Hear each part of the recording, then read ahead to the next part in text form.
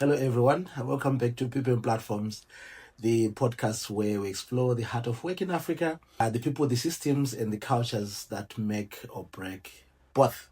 Today's episode is a tough one. It's a reflection many of us in the NGO and humanitarian space have whispered in corners, talked about over coffee breaks, but really bring to the light. When the NGO fails its own people, the other side of the impact of work.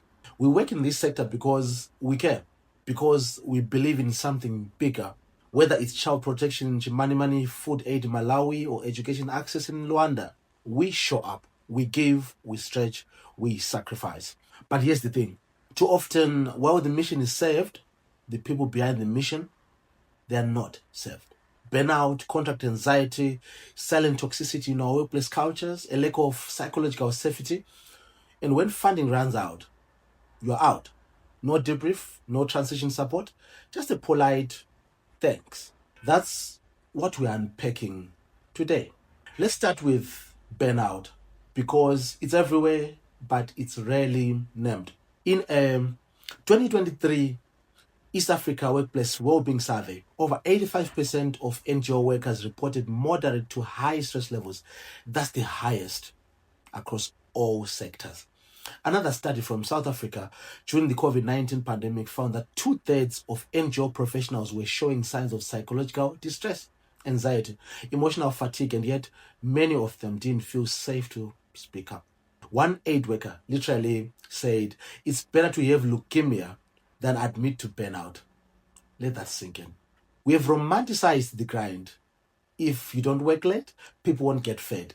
That's the emotional blackmail that we live with. And leadership? Often we model the same. Responding to emails at midnight, calling meetings on Sundays. It creates a culture where if you pause, you're seen as weak or replaceable.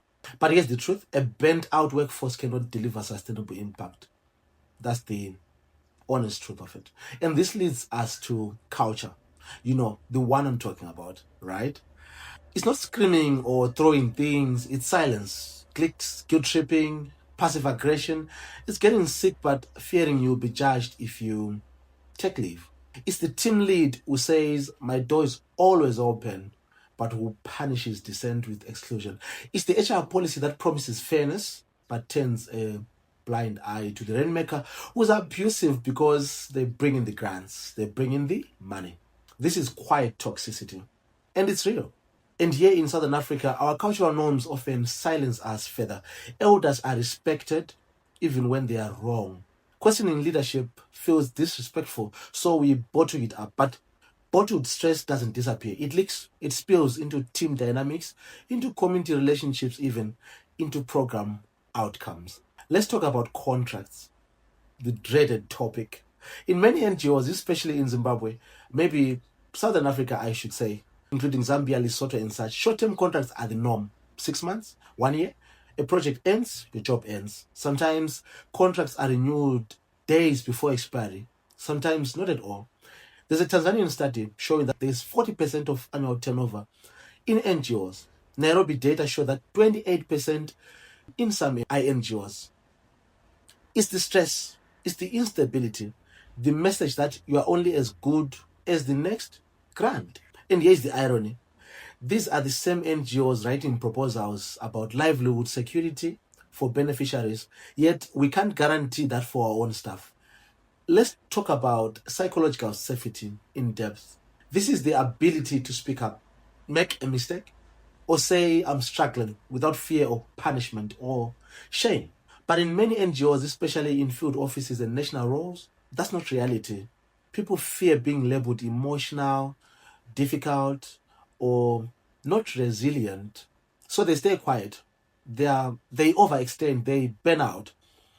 And when it's over, whether due to layoffs or program closure, you're on your own. No post-mission counseling, no career transition support, not even a check-in. There's a haunting story I read. A UN contractor died in line of duty. But because contractors were not insured, his colleagues had to pass the head for his family. Can you imagine? We will never accept this for the people we serve. Why do we tolerate it for the people that we employ? So What now? First, NGO leadership must make staff well-being strategic.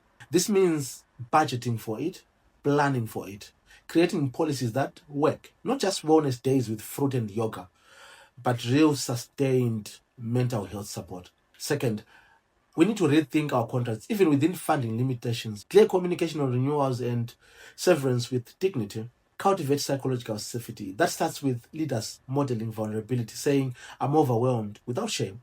Creating feedback loops where people can speak without fear. As a HR, we need to evolve, not just payroll and policy, but wellness, learning, growth, and a mandate to care, not just to comply. Donors must come to the table too. It's time they stopped asking about just impact metrics and started asking, how are you supporting your team? Because burnout is an impact issue, right? Let me end with this. We in the NGO world talk a lot about I am because we are. But if we truly believe in that, we cannot keep burning people out in the name of service. The mission must include the people behind it. You cannot pour from an empty cup. You cannot sustain impact on the backs of broken teams. It's time to bring care back into the system, not just for others, but for us. Thank you for joining me today on People and Platforms. If this episode resonated with you, share it. Talk about it. Start the conversation in your organization.